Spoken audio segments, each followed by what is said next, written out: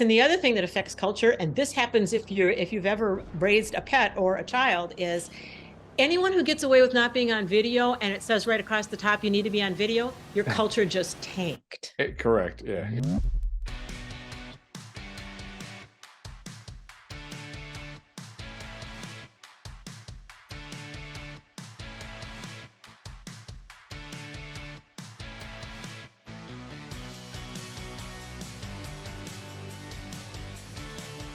Margie, welcome to the Sideshow podcast. Thank you. Glad to be here. Slight technical hiccup there, but we're back. Better to address these things early in the piece, I have learned, especially of late. So thanks for joining us all the way from Twin Cities, Minnesota. Correct. Minneapolis, St. Paul, up by the Canadian border. Absolutely. Whereas I think you're the closest city to where my wife's from, in Winnipeg. Wonderful. Actually, I've been there. Every time we go back to Winnipeg, we transit, well, pretty much anyway, we pretty much transit through Minneapolis if we're flying through the States. Sure. Yeah. So, yeah. Anyway, so we're here today to talk about leading high-performance teams in the trades.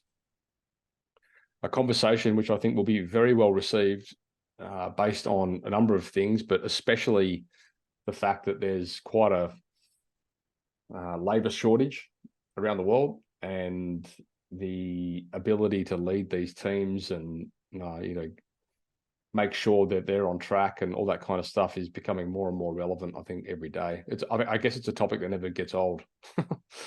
Ever. It's very constant. Yeah. I'd love to hear a bit about, before we jump in, who you are, where you're from, what you do, and how we ended up on this call. Sure. So I am a corporate America refugee. I was in corporate America for several decades. And after being in many different types of industries and sizes of organizations, and noticing the same issues over and over again, I'm not the kind of person who's going to lift the hood on a car. I'm not curious. I'm not going to take the toaster apart, but I really did want to understand organizations. So I went back to school and I earned a doctorate in organization development. I wanted to understand how organizations work. And after 4 years of coursework, I realized that we did know what we needed to know. So for 3 decades at that point, now 4 plus, we do know how to be a high-performing team. We do know how to grow and be a high-performing leader. We know how to manage the organization across, whether it's small, medium, and large, regardless of the type of industry. And so then I focused my research on, what does this tell us then? Why do all the organizations I've been hanging out in struggle with their teams, struggle with growing leaders? And I wanted to find that out. And it was exciting to learn some of the things that we can do, applying the art and science. And so then rather than spending a lot more time in corporate America, I became an entrepreneur and wanted to bring this wisdom, this art and science in what I call the Top Team Accelerator into organizations. Have you ever read the book called The Real MBA? I have skimmed. Yeah, it's interesting because it's basically this guy. Tell me about it. Well, did you like it? It sounds like your story, to be honest. It's a guy who went and did an MBA, and then he realized that he probably would have got more value out of actually starting his own business and extracting information from a bunch of already pre-existing books. Oh, that is a true statement. And that's a lot of training. That's a lot of learning. We can learn knowledge, but until we apply it, we are not able to truly commit it to memory and take it into the future. And that's actually one of the 4 or 5 things I discovered in my research is people are coming to classes and reading books and listening to podcasts and learning some of these principles, but they're trying some things, but they don't know how to make it stick. And so it's as if they didn't learn it in the first place. Yeah. And it's amazing, I'm coming from the trades myself, formerly a plumber, where you kind of have, well, in Australia anyway, back when I was doing it, you have to go through a qualification process to be able to call yourself a certified tradesman. And I think that standard's dropping a little bit over the years. And I know in the States it's very different, but the point is, when you're hiring a plumber, you're hiring someone who's been through the certification. And then when I started up the marketing agency, 12 years ago, from the beginning, I had zero interest in someone who had a marketing degree. I just wanted them to be able to do the thing. Yes. And there's so many people that would come to us with these, shiny resumes and stuff. Oh, I've got a marketing degree. And I'm like, I don't care. Like, what can you do, So I think that practical real world application today is becoming more and more relevant. I mean, obviously there are certain verticals that you do require specific certifications for. Like, you're not going to go, hire a doctor who's not certified as a doctor. But the point is, I think there's a lot of like getting your hands dirty and learning these things is where you sort of tend to learn the most.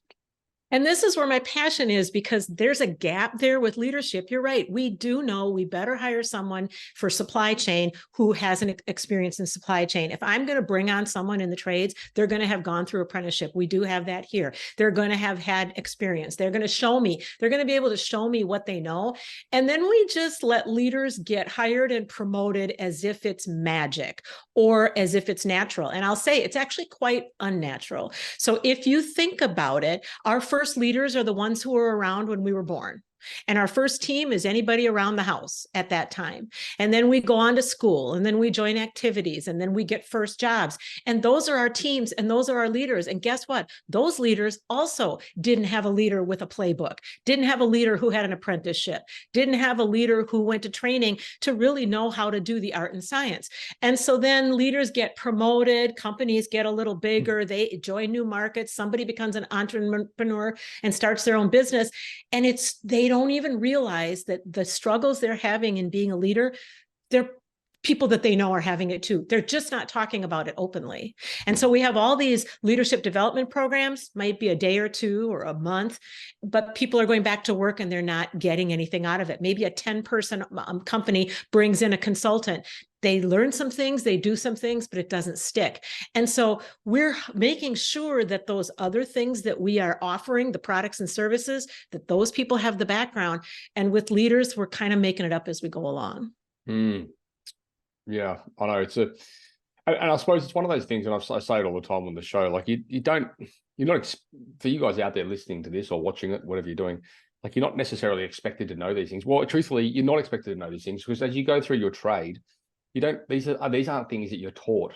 And truthfully, I would argue, I mean, I've been through a lot of these programs and things in the past as well, Margie, and like even having the knowledge is one thing, but then the application of that knowledge and especially in the space of leadership, like applying it, it's very style driven, like it's like I could go through a course on someone who's a completely different personality type teaching me this stuff. And when I try and deliver it that way, it never plays out.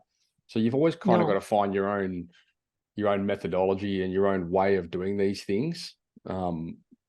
And there's no one way. So you can have this star, you can have this shining light as a leader of a company, and someone else who's much more in the background has come up in a different, they can both be as successful as leaders. There really is no recipe. It's actually more about, do you know who the people are that are working for you? Do they know what direction you're heading in? Do they understand the customer? Do you know that they have what they need to do the work that you need them to do? And do they know how you think they are doing? And so we can teach that, and then you have to practice. So we can, I have a method called Top Team Accelerator, and it's building blocks starting at the very beginning. So even if you've been a company for a year or 20 years, you can start anywhere and immediately turn around completely turn around the bad meetings and the gossiping and the high turnover of people who are talented or very difficult to bring people on because everybody's so busy. You could turn all that around by putting systems and processes in place and then practicing and getting some coaching and getting some feedback. A new plumber would not be working on their own. They just wouldn't. And it's because they shouldn't have to make it up. You're not going to risk that with a client. And yet all these companies, millions and millions of people, supervisors and managers, and we are risking it because we're not connecting the dots that some of our outcomes that are poor, the challenges that we have, small and some of the really big ones like workforce challenges, they actually can be fixed. They actually can be worked on. It is that it's all at risk because we're not being intentional about leadership. Yeah, I agree. So we've broken this into a couple of conversations. In the first episode, we're going to discuss conflict resolution. Yes. and in the last episode, we're going to talk about change management. So why have you decided that those two episodes are, relevant, or most relevant in this little series we're doing? This is what's hitting leaders, and this is what they're not sure about. And the change management piece, which we'll do next, is really sound like lingo. Oh, there they are talking about change management again, like it is something that people just make money on, being a consultant or having a role. But the truth is, every leader is a change manager, and that means that whatever your company is going through, people need to understand how the brain operates so they can help their people move through changes that are inevitable and happening all the time. So we can talk about that next. Conflict resolution is really about the coming together of different ideas. And in your organization, if you don't have conflict, you're missing it. You're missing out. So we have to have conflict, even if it's just 5 people. If it's 5 people and one person is the leader, then typically those other four are going to be following that 5th person. And if there is conflict, or if there's never conflict, but there are issues, it's probably because there's conflict under the surface. But let's say you're a company of 20 or 100 or 1,000. If you don't have conflict, all that means is it's all happening behind closed doors. You have gossiping, you have complaining. And when you don't have conflict openly, you're missing out on all the ideas and all the problem solving for all the people that you're not hearing from. Mm-hmm. And so you have a variety of people in your organization, even if they all have the same job type. You can have 10 people of the same job type, and they have 10 different personalities, and they bring 10 different profiles. So 1 or 2 of them is highly intuitive and has really great ideas, and they don't even know why they have those ideas, but you're not hearing from them because they're not in power, and it's not okay to raise your head. So that's one type of conflict. You absolutely want to have that type of conflict. The other conflict that companies have, and then we can delve into these a little more deeply, is negative conflict. So conflict that just doesn't go well. Maybe you have an individual or a couple of individuals that in your culture, it's okay for them to do conflict in an unhealthy way. And then everybody else is just sort of trying to get by. Talent goes out the door the very first chance they get. And some people actually get hurt, wounded. Everything you do in a company as a leader, you're affecting all those people back home. You're affecting the people in their neighborhood. You're affecting the volunteer committee they're on. You're affecting the mom and pop place that they buy food from. Anything you do as a leader to make it better for the people that are working for you, you're actually making the world a little better place. That is not Pollyanna. That's the truth.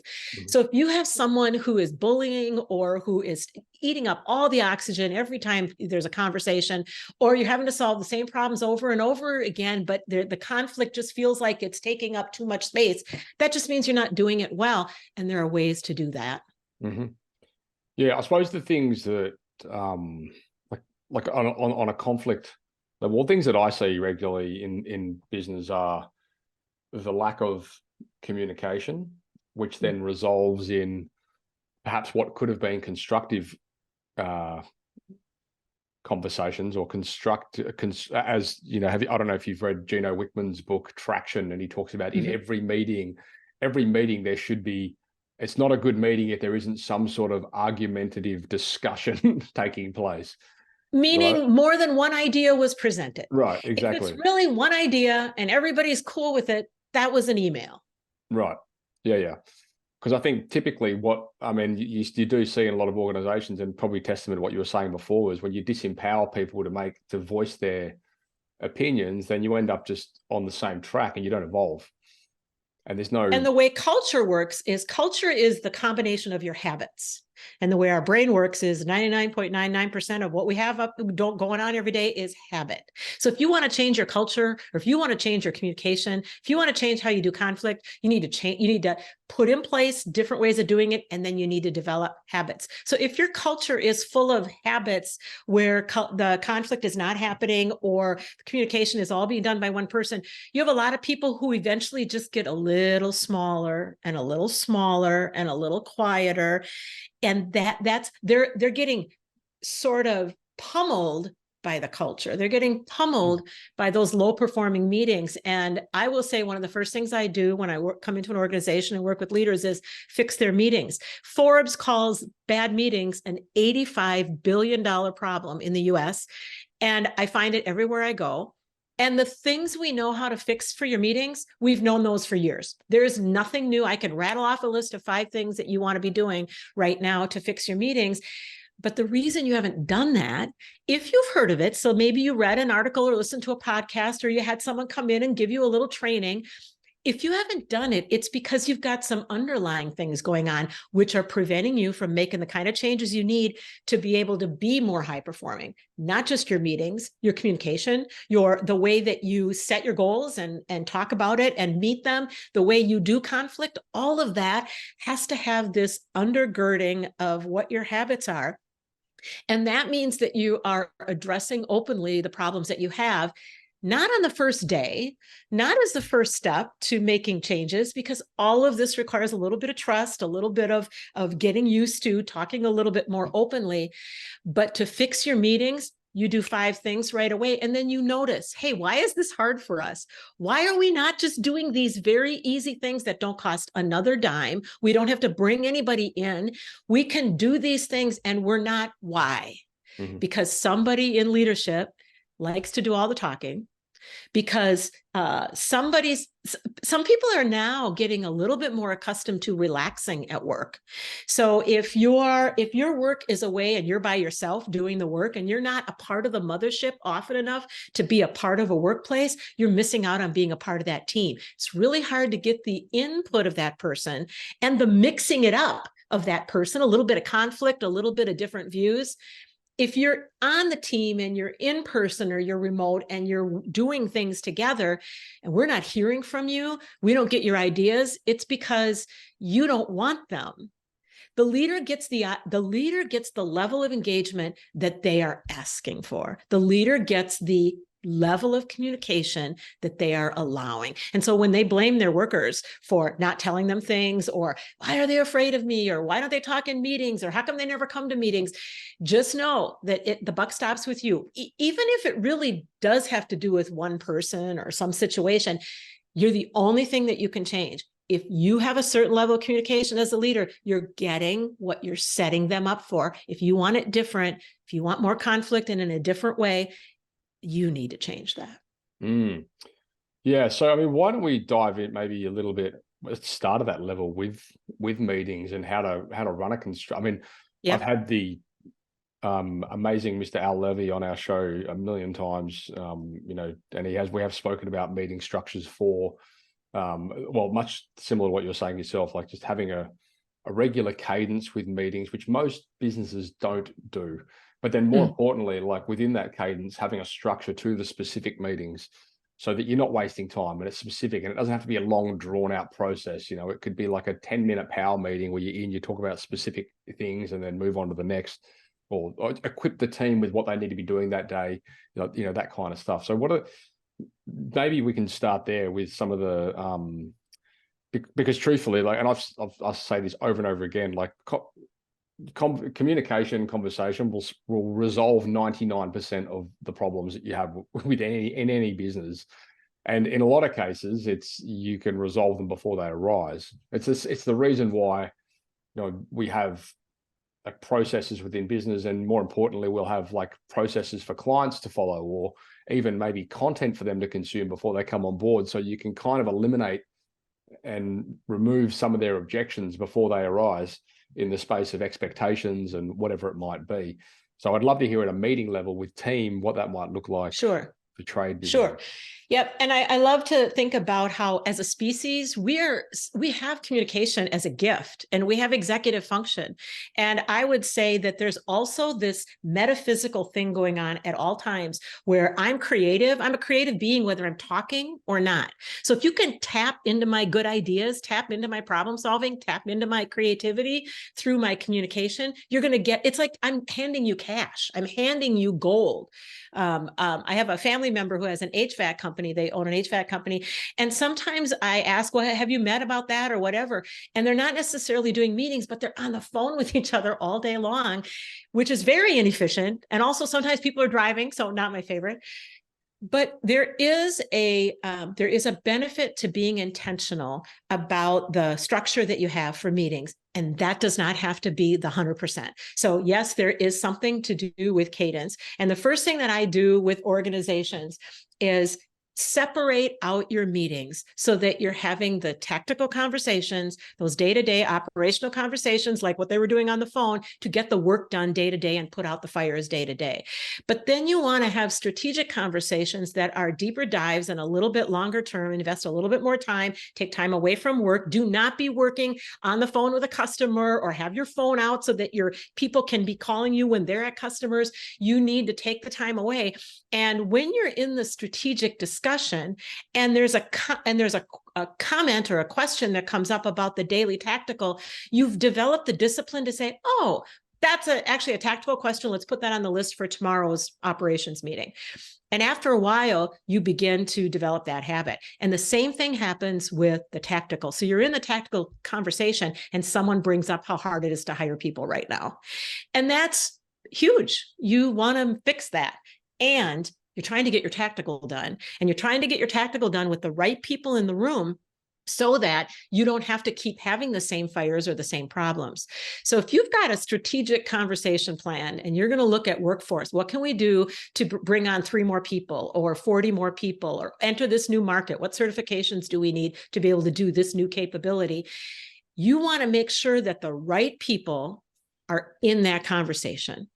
So that's not necessarily the tactical people. So why would you put the tactical people through having conversations around workforce development when it's not their thing? Now, we have FOMO.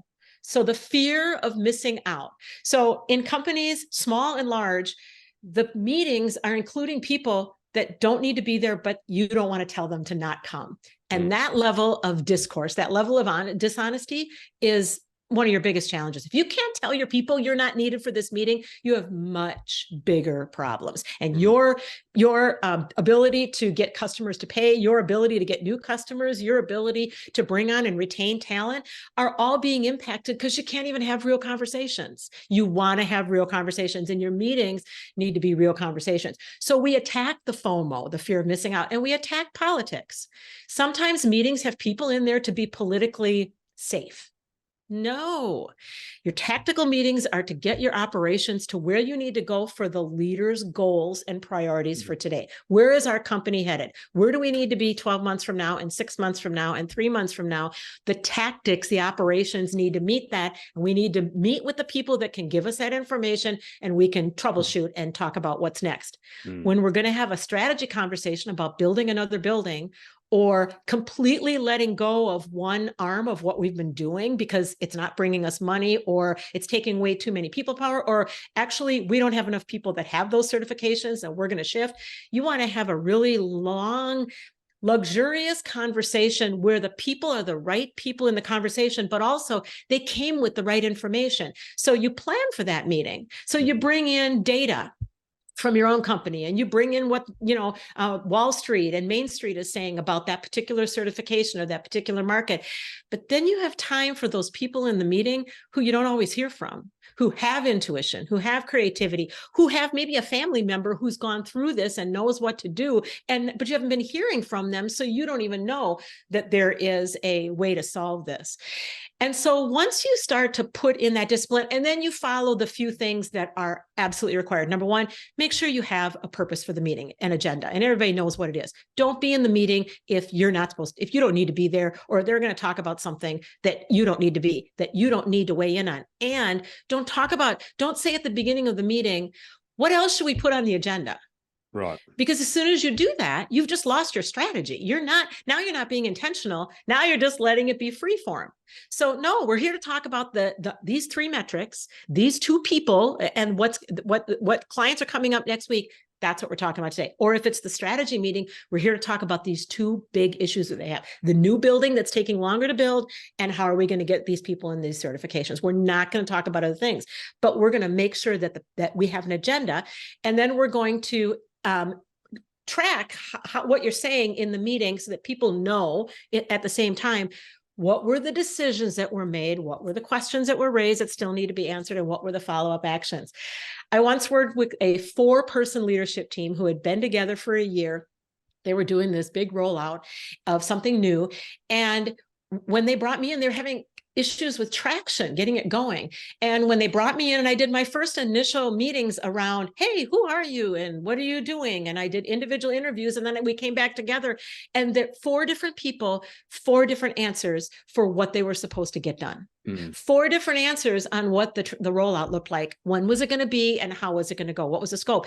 And they kind of laughed. There were a little bit of tears. They were surprised that these people that they'd spent all this time with, they hadn't checked. So you're talking about communication. You and I can listen to something about, let's say, some sport thing. And then if you out loud ask me, what did I hear him say? And they ask you, what did you hear her say? You're going to hear that it's actually different. So you always end your meetings 5 or 10 minutes early, and you say out loud, what did we decide? What questions do we have that are outstanding, and what follow-up actions? And pretty soon people say, oh, that's not what I thought. And it was only 20 minutes ago. 20 minutes ago, we made a decision, and 2 people in this conversation thought it was different. And I wish that was rare. That happens all the time. So you can see, if you start to implement what's not rocket science, it's practices that can really help you. You really can make big changes, but they're a little awkward at first. If you're not doing it now, it's probably because you're just being a little too comfortable. You're trying to get the meeting done. Meetings aren't your thing. You'd rather be out doing stuff, or you'd rather be out in the job or talking to new customers. But so if you can get past, when you get past the awkward, and also when you can start to laugh with each other about, hey, this meeting's terrible, let's start again. Or, you know what? I don't think we have the right people in this meeting. Let's call it. Let's save everybody's time. Let's revisit, come back in a couple of days, and let's make sure we have A, B, and C in play. If you can start being as intentional and hyper vigilant about your meetings the way you would be about a recipe that has to be up to code, or some sort of a new product that has to be 100%, correct. If you would be that vigilant about your meetings, you would fix them pretty quickly, and you would someday look back and say, I would never go back to how it was before. The way you're doing meetings now are just habits rather than intentional. Yeah, and I think as well, and I've noticed this even within our own team meetings now, it's become like so habitual that they're losing their they've lost their potency, and they've lost this, like, the specificity around the outcome, which is what the whole meeting was there for, Like it's sort of become like on the department levels, it's sort of become like a bit more of just a game of ticking boxes that I feel like actionable, And unfortunately, you might have certain people who have gotten comfortable with that. Oh, totally. And so it's going to be challenging for them to make these changes. But you want to know that too. You want to know who's not on board with having better meetings. You want to know that. Yeah. I think, and there's so many layers to like resolving conflict, like within, and again, leadership conversation, like we see it all the time, and we see it in our own business, we see it in clients' businesses and all that kind of stuff, where it just becomes a game of sort of passing the buck to the next person if there's an issue there, and it's clearly as a result of someone not taking ownership of the actual overarching thing, And you don't want to ask for volunteers for that. You want your business to be set up so it's really clear who owns what. Right. And if you have decisions or ventures that you can that work to dole out to employees and say, hey, take this, run with it. Let me know how what you need from me and how it's going. Fine, identify those. But a lot of what you're doing in your business, you have non-negotiables. You cannot get it wrong, and the buck stops with you, the leader. And so the leader needs to be very clear that so if I'm the leader, it's my goals. It's my priorities to meet those goals. So if I have 5 people reporting to me and they have people reporting to them, working for them, they need to all have their boats rowing in my direction. And so conflict can happen when there's a mismatch with that. There are some people on your team who are really good at this stuff, and they're just sitting back going, we never get to the real meat of what we ought to be talking about. And if the leader is clear that they really do own a lot of those outcomes, a lot of those decisions, a lot of the insisting on people doing what they're supposed to, calling them out when when, holding them accountable, conflict goes down, the kind of conflict that you don't want. And then the conflict that goes up is the mixing it up and comparing ideas and advocating hard for your position. But then as a group, giving it back over to the leader decides, and everyone pulls in and agrees to be aligned on that, and will pull their teams in to move forward in that direction. I see so many companies where they've got teams that are just sort of rowing off in their own direction, and leaders are reluctant to call them on that. And that's a different type of conflict. That's a very internal, uncomfortable, it's like a virus that starts to infect throughout.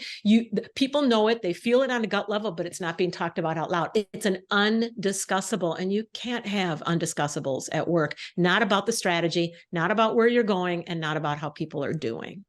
You see a lot in this space of leadership, leaders, or maybe, I mean, I see this a lot, like in the different departments within the business, and I just think there's people there that they're just not proactively coming to the table with ideas on how to improve things. They're just constantly doing the same thing. Yes.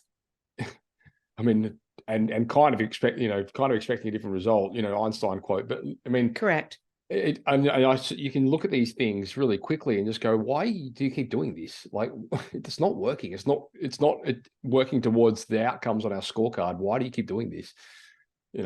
And what you're describing gets by because they're not talking about it out loud, because they've gotten into the habits of where you can't talk about it openly. So what we do is we interrupt that. We just sort of implode. We come in and we say, you're about to do things very differently, and it's going to feel awkward. It's going to feel like you're using your non-dominant hand, your non-dominant leg and feet for a while. And so I think of it like 95% of what you do is dancing down on the dance floor. And then 5% of the time we go up to the balcony and we look and we say, how's it going? So we're going to spend some time up in the balcony initially, changing the dynamics of some of those processes that are habits that aren't helpful. So let's say you put into place systems and processes for, let's take a team at the top. Let's say there's an owner, and maybe there's several people that are the ones that spend the most time with the owner, and then everybody else is out here underneath somebody there. So the people that are at the top with the owner, they're going to have to start that we do assessments, we do conversations, we have certain activities that we do that even if you've never met each other, or even if you've been together for 20 years, you will start to develop a different way of thinking about each other and start to get to be more on the same page. And then we start to talk openly about how we need every person to be heard from. And this is where the leader always gets started. So it starts with the leader. So the leader, the first thing they do when I coach with them is really be clear about what their goals are. What are we working on this year?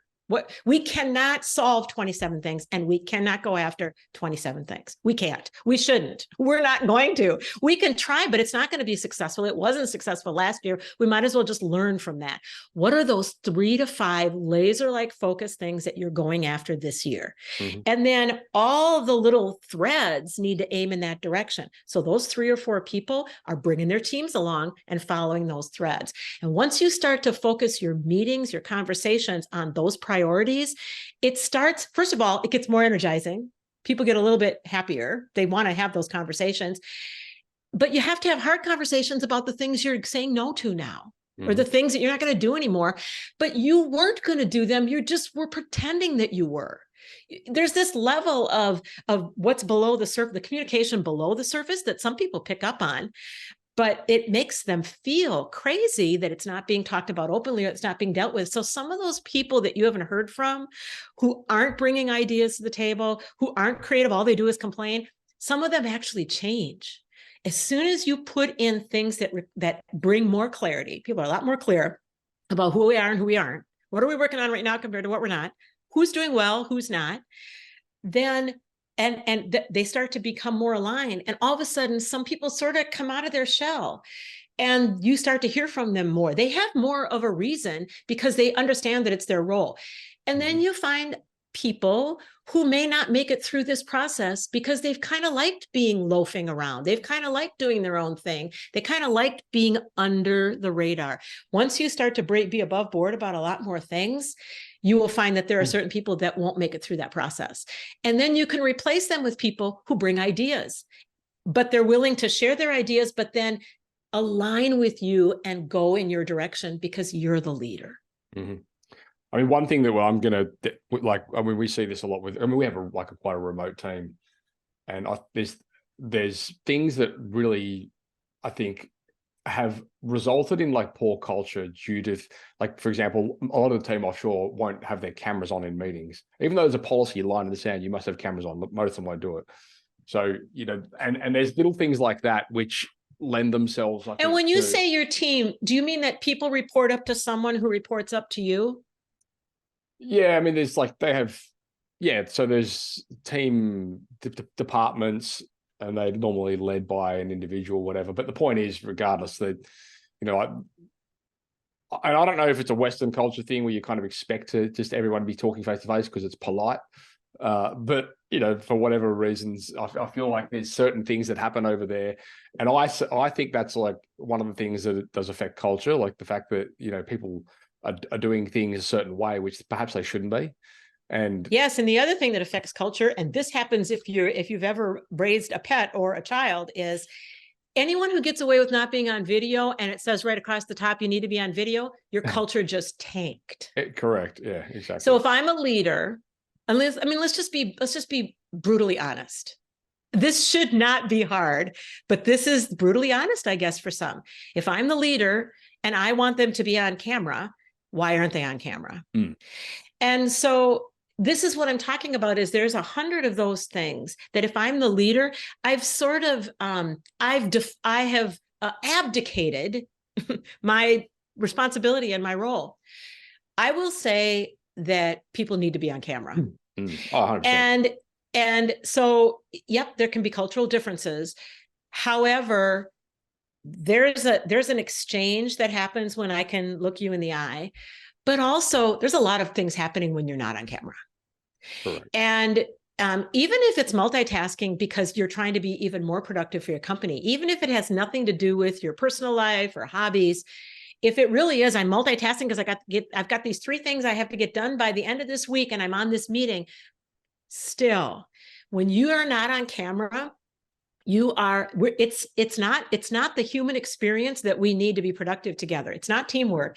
And I will also say that sometimes people aren't on camera because they don't need to be in the meeting anyway. So let's just get them out of the meeting. Let's get them out of the meeting. Let's separate our strategic from our tactical conversations. Let's make sure we have the right people in the right conversations at the right time.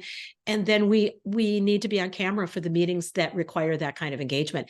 And if someone gets away with not being on camera, I would be really uncomfortable as a leader thinking, who do they think I am? And what is our culture if they're not even doing that? I raise that as well, because there's a lot of guys that, especially like during and now post-COVID, like with the field technicians, and they would have, instead of bringing team members into their office for the meetings, they would send the guys to site and do their morning meetings remotely, and they would on site or remotely. So I'm on my phone then. I'm standing on a site and I'm on my phone. Correct. And I'm probably ready to get to the site and do my thing. Well, but I'm going to do that's this what meeting. You would hope, right? Yeah. But I think the feedback that I was getting from a lot of people was, oh, my camera's not working today. Like, just, you know, like bullshit smoke screen excuses. So what I would say probably is still in bed or at the coffee shop, you know. I will say, and we'll just say this, and then we'll go back to the conversation. We uncovered reality of what a lot of us knew when we were starting to shelter in place, that it's really hard to just run a household when there are children and pets and seniors that you're taking care of and all of that. So that is an issue. But going back to effective leadership, when you put in place systems and processes to be a high-performing leader leading a high-performing team, you get to free up time and energy to talk about these things. So you don't need to just give an order and go back to your work and then hope that people follow it. You can say, we're going to be on camera. And here's how we're going to do that. If you're going to be at the site, that's not going to work. So we got to figure this out. What's the best time, whatever. And remember, you shouldn't be in meetings all day long anyway, or you shouldn't have a morning meeting every single morning if you don't really need it. But when you have freed up time and energy because you're in fewer meetings, because you only have to be in the ones that you really need to be in, and now you're putting out fires that don't get lit again, and you're solving problems that don't surface again, now you actually have time to have conversations with each other about things like meetings and being on video.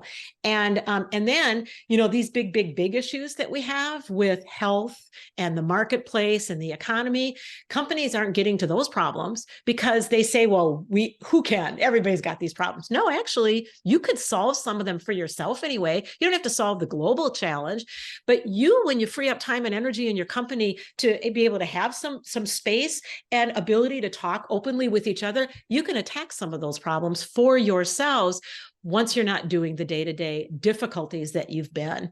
And it does involve seeing each other. It involves in person sometimes. I do recommend to teams, even if they're global, you need to be in person. Maybe it's once a year. You figure that out together because you have talent at the table that can bring ideas. But there is something about the personal that we cannot take out of productivity and teamwork. It just doesn't help. We have to figure it out, and we figure it out together when we can talk openly about these things. So we've spoken a bit about, I suppose, the like the meeting structure and things like that. One thing that I'd like to discuss in relation to, and it probably will inevitably tie into the next conversation when we talk about change management as well, is individuals' outcomes and their responsibilities and what they're actually, and having the communication cadence built in to help it, like making sure they're on track. So we run the scorecard system in the business off the back of Dr. Jeff Smart's book, which is kind of also ties into, like the EOS system with Gino Wickman, how they have like the quarterly rocks and all that kind of stuff. But essentially, it's like, what are you actually responsible for as the outcome? It's not so much these are my roles and responsibilities, because that kind of that doesn't necessarily deliver the outcome. What the outcome is, this has to be done. Is it done or not? And sort of tying it to a defined yes or no done sort of situation. Like, have you come across that? Do you have any feedback in relation to how that might look for trade businesses as such? Yep. So first of all, those are habits too. So those roles and responsibilities, they're in terrible shape. Where did those come from? Right. Who drew those up? Yeah. And is anybody using them? So you do need systems and processes in place that identify what are the things you're going after. And then everything needs to have metrics that tell you the right story. But here's the problem. People will maybe bring in a consultant, or they'll have someone who has some knowledge about a particular, let's say they're going to do balance scorecard from years ago. And then they think that they're just picking up the method and they're going to use it. But the truth is, most companies I find, small or large, have way too many metrics. And if it's way too many, they're not telling the story and they don't even remember. So we go to the other end of the spectrum and we start with, okay, leader, what are those 3 to 5 things who you really are this year? What are you going after this year? And if it's more than that, what can you pare back? Because you're just diluting it. Do you do it annually? Is it like a... Well, we first we do it once. We do it once, right. And because usually it needs to be pared down, or it needs to be communicated. I once came in and did a consulting gig with a consulting firm, a mom and pa shop that had 20 consultants under them, and they actually were married. And when I came in and did the interviews, even the two of them, the owners of the company, did not have the same view of what services they were providing. Sure. So everybody's just sort of all over the place. They had job descriptions with all kinds of roles and responsibilities, and all of that was not actually what was happening day to day. So we start, so there's this sort of coming to the meeting of the minds, and it starts with the leader, unless you have ownership that is shared, and you make decisions, you and your top team make decisions about who you are, and then you build some systems, but lowercase s. Not fancy systems, not fancy metrics, back of the napkin systems and back of the napkin metrics that say, Here's what we're going after. And by the way, here's how we know how we're doing. And if you're not sure what the metrics should be, just ask the person in the meeting who doesn't talk much. They know. Collectively, you'll figure it out. And then each person who has a group of people that they lead, that person, we'll call them a manager. Their job is to make sure that every single person, let's say there are 5 of them, knows what 3 to 5 things you're going after, knows the metrics that are going to tell you how it's going. They each know what your team collectively fits into that bigger picture. And then they each know how their role fits into their team's bigger picture and how you think they're doing. So none of this annual performance stuff, not semi-annual, not quarterly. Performance should be an ongoing conversation, but not a negative. It's here are the 5 things that you should be doing, and we are checking in routinely, informally, but strategically. We're checking in to talk about the things that you're not getting done, why, and how can I help? And then we start to hold people accountable. So those roles and responsibilities that usually have far too many words, or they actually just don't fit. There aren't enough words. They just don't fit what's happening. You get really, really clear, and then you document in the simplest way, how are we going to know how we're doing? And then you test it. You run it for a few months. And then you have these strategic conversations where you can take one of your strategy sessions can be about metrics. The other 2 meetings there's a quarterly conversation that's a half day. And it is completely about how are we doing? And that would be a place where you would tweak the goals and talk about, okay, we said we weren't going to do that anymore. And I see you have a new customer that you promised we're doing that. That's the place to have that conversation. So that's the 3rd type of meeting, is the quarterly all day or half day, where you get away from work, the leaders, and you lead together. And you look at stuff and you say, it's not working these metrics aren't telling us what we need to know. And then the 4th meeting is an annual, and that's an offsite. And that really is setting the goals and the strategy for the next year. But the metrics you should be able to write them off, recite them off the top of your head. So if you have 5 nuggets, boulders, whatever you call buckets in your company for the things that you do or go after, each of those leaders at the top should be able to rattle off the 2 or 3 metrics that go with each of those buckets that tell you how they're doing. And the one thing that we always add when I work with teams is behavior metrics. How are the meetings going? That's a metric. Are people on camera? Have our meetings gone down? You should have fewer meetings. By the way, you're going to have far fewer meetings and get much more done. Are people leaving? Do people feel trained? Fully trained? Are we onboarding in a way that they know what I'm thinking and they know how I think they're doing? That's a metric. You can start adding behavior metrics. And when you do, all of this stuff starts to become more normal. Because I'll tell you, you do this stuff in other areas of your life. We do this at home. Sometimes, some of us, we're much more open about if we have a group, a system that's a group, we do not expect it to go smoothly. We put some practices in place so we can each kind of keep each other up to date. And we're asking to be intentional. That's how you bring the art and science to work, is those things that we know about, do them a little bit more intentionally work. Now, it takes longer at first, and it doesn't feel good. And it's like any habit, and you do want to give up. And some things surface that are really unpleasant, but they've been under the surface all the time. Right. But once you start to, and again, none of it's rocket science. You really can do all of this. You don't have to spend any more money. You can do all of this. You have to tweak your process. The leader needs to lead, the top team needs to get in sync, and then they need to cascade and row their teams in that same direction. And practice. Yeah, awesome. All right, great. Well, I mean, I feel like we could probably talk for days on this one topic, but I suppose in the interest of wrapping it up, my summary from this is, as I have said earlier, and I always say on the show, like, conversations and communication will solve 99% of the issues that are arising or will arise within your business. I think from my experience, having a cadence and a structure to how you address those conversations, call it meetings or whatever you want to do, but having some sort of structure to them is quite important. And like you said earlier, making sure that when you do show up to meetings, you're not wasting time. There's a clear outcome for what that meeting is. I think that will help people. And yes, I think, like, one thing I suppose we haven't touched on, and maybe we talk about this in the next episode, and if we do, let me know, but is the development and the emergence of leaders within an organization, as opposed to like when you start rolling out this structure, you will inevitably see some people will just leave because they don't like it. Yeah. And some people may step up. And some people may be asked to go. 100%. Yeah, without question. That's probably a conversation maybe for the next podcast, but I think it's important. And for you guys that are listening, watching this, I recommend tuning into that, because this is an important part of strategic growth when you're trying to get the right team members on board in the right positions.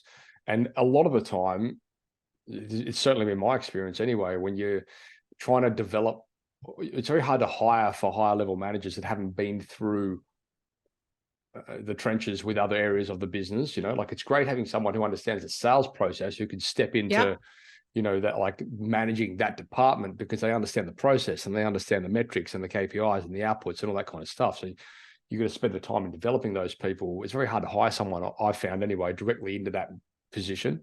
Yep. The other thing you want on your top team is people who have a systems view. They get what it's like to be in someone else's shoes, even if they don't know that particular work.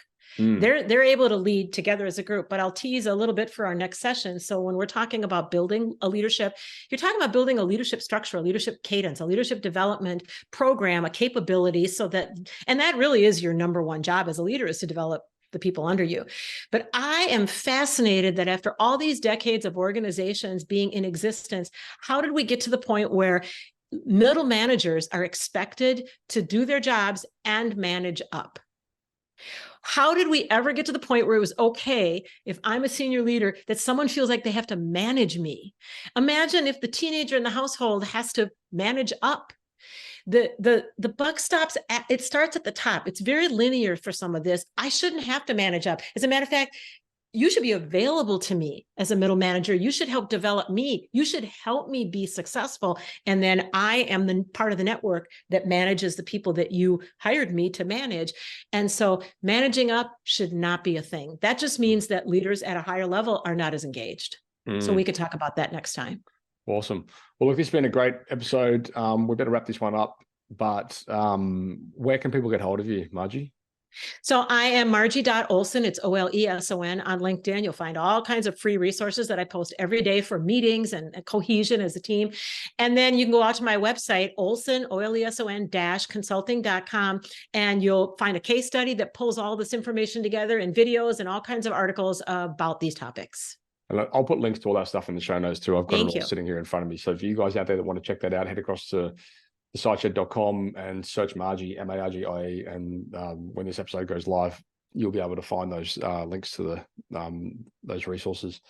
Margie, let's wrap this up, and we will come back with the following episode where we're going to talk specifically about change management. And for you guys that aren't familiar with that, what that actually means, it means making change within team structure, amongst many other things. I'm sure, Margie, give us a 30,000 foot overview of what that conversation is going to look like. So the way the brain is, it does not like change. It's keeping us alive. So it needs everything to be sort of similar. So we have to lead the brain when we want something that is a problem that we need to change, or we have something exciting that we want to go after. The brain has to be led by us. So we'll talk about that, how to help that organizations with multiple people do that at the same time. Beautiful. Okay. Well, that is a wrap. Thanks for watching, guys. I hope you enjoyed that episode. Please, while you're here, subscribe to the channel and give this video a like. Now listen, if you are a trade-based business and you work in projects, roofing, bathrooms, kitchen renovations, home renovations, solar installations, that kind of thing, we would love to be able to showcase you as our next success case. Insane return on ad spend over here. We're talking 2,000, 3,000, 5,000, 13,000% return on ad spend week in, week out with some of our clients. And we would love to put you in that picture. So please head across to tradie.wiki/YT for YouTube. Tradie.wiki/YT for YouTube. I look forward to chatting to you soon. Enjoy the next episode and thank you for all your support.